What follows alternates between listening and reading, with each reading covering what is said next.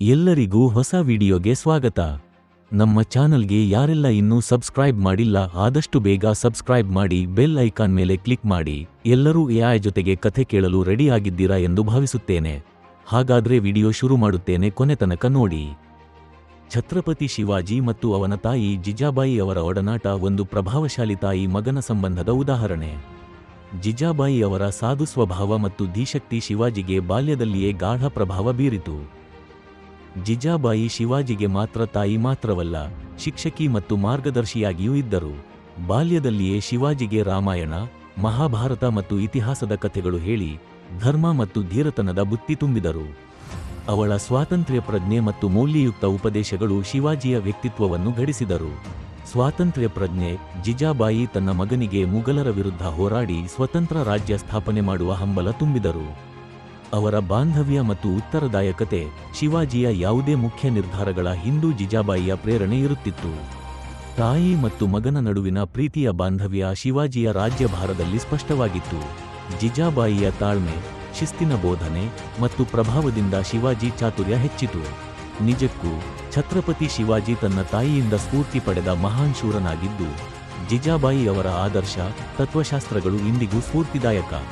ಶಿವಾಜಿಯ ಮೊದಲ ಗೆಲುವು: ತೋರ್ನಾದಲ್ಲಿ ಸಹ್ಯಾದ್ರಿ ಬೆಟ್ಟಗಳ ಮೇಲೆ ಸೂರ್ಯ ಉದಯಿಸಲು ಪ್ರಾರಂಭಿಸಿದ್ದನು. ಒರಟಾದ ಭೂದೃಶ್ಯದ ಮೇಲೆ ಚಿನ್ನದ ಬಣ್ಣವನ್ನು ಬೀರುತ್ತಿದ್ದನು. ಗಾಳಿಯು ಬೆವರು, ರಕ್ತ ಮತ್ತು ಯುದ್ಧದ ಧೂಳಿನ ವಾಸನೆಯಿಂದ ದಟ್ಟವಾಗಿತ್ತು. 16 ವರ್ಷದ ಯುವ ಶಿವಾಜಿ ತೋರ್ನಾ ಕೋಟೆಯ ದ್ವಾರಗಳಲ್ಲಿ ನಿಂತಿದ್ದ. ಅವನ ಕತ್ತಿಯು ಹಗಲಿನ ಮೊದಲ ಕಿರಣಗಳಿಂದ ಹೊಳೆಯುತ್ತಿತ್ತು. ಅವನ ಹೃದಯ ಭಯದಿಂದಲ್ಲ, ಆದರೆ ವಿಜಯದ ಉಲ್ಲಾಸದಿಂದ ಬಡಿಯುತ್ತಿತ್ತು. ಅವನ ಸುತ್ತಲೂ ಮರಾಠ ಯೋಧರು ಜಯಘೋಷ ಮಾಡಿದರು.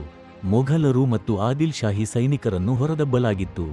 ದೀರ್ಘಕಾಲ ಶತ್ರುಗಳ ನಿಯಂತ್ರಣದಲ್ಲಿದ್ದ ಪ್ರಬಲ ಕೋಟೆಯಾದ ತೋರ್ನಾ ಈಗ ಶಿವಾಜಿಯ ಕೈಯಲ್ಲಿತ್ತು.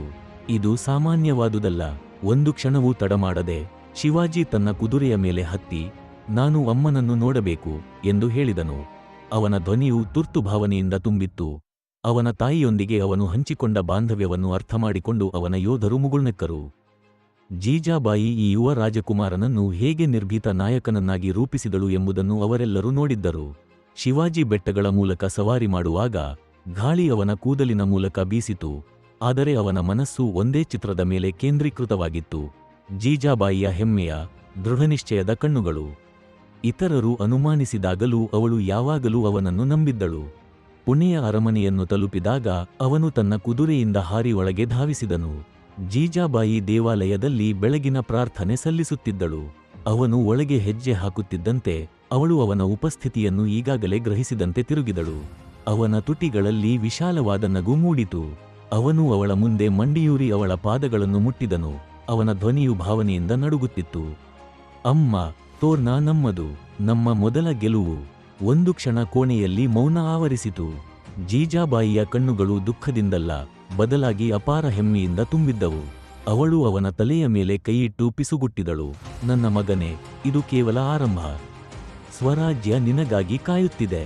ಶಿವಾಜಿ ಅವಳನ್ನು ನೋಡಿದನು. ಅವನ ಹೃದಯವು ದೃಢನಿಶ್ಚಯದಿಂದ ಉಬ್ಬಿತು. ಇದು ಕೇವಲ ಆರಂಭವಾಗಿದ್ದರೆ ಅಂತ್ಯವೂ ವೈಭವಕ್ಕಿಂತ ಕಡಿಮೆಯಿಲ್ಲ ಎಂದು ಅವನು ಖಚಿತಪಡಿಸಿಕೊಳ್ಳುತ್ತಿದ್ದನು. ಜಿಜಾಬಾಯಿ ಮುಂದೆ ಹೆಜ್ಜೆ ಹಾಕಿ ದೇವಾಲಯದ ವಿಗ್ರಹದಿಂದ ಒಂದು ಹಿಡಿ ಪವಿತ್ರ ಕುಂಕುಮವನ್ನು ತೆಗೆದುಕೊಂಡು ತನ್ನ ಹಣೆಯ ಮೇಲೆ ಒತ್ತಿಕೊಂಡಳು. "ಶಿವಬಾ, ಇದು ಕೇವಲ ಕೋಟೆಯಲ್ಲ, ಇದು ನಮ್ಮ ರಾಜ್ಯದ ಅಡಿಪಾಯ. ನೀವು ಏಕೆ ಹೋರಾಡುತ್ತೀರಿ ಎಂಬುದನ್ನು ಎಂದಿಗೂ ಮರೆಯಬೇಡಿ." ಹೊರಗೆ ಅವನ ಜನರು ಆದೇಶಗಳಿಗಾಗಿ ಕಾಯುತ್ತಿದ್ದರು. ಸ್ವರಾಜ್ಯಕ್ಕಾಗಿ ಯುದ್ಧ ಪ್ರಾರಂಭವಾಗಿತ್ತು ಮತ್ತು ಅವನ ತಾಯಿಯ ಆಶೀರ್ವಾದದಿಂದ ಶಿವಾಜಿಗೆ ತಿಳಿದಿತ್ತು, ಜಗತ್ತಿನಲ್ಲಿ ಯಾವುದೇ ಶಕ್ತಿಯೂ ಅವನನ್ನು ತಡೆಯಲು ಸಾಧ್ಯವಿಲ್ಲ. ವಿಡಿಯೋ ನೋಡಿದಕ್ಕೆ ಧನ್ಯವಾದಗಳು. ಸರ್ವೇ ಜನ ಸುಖಿನೋ ಭವಂತು.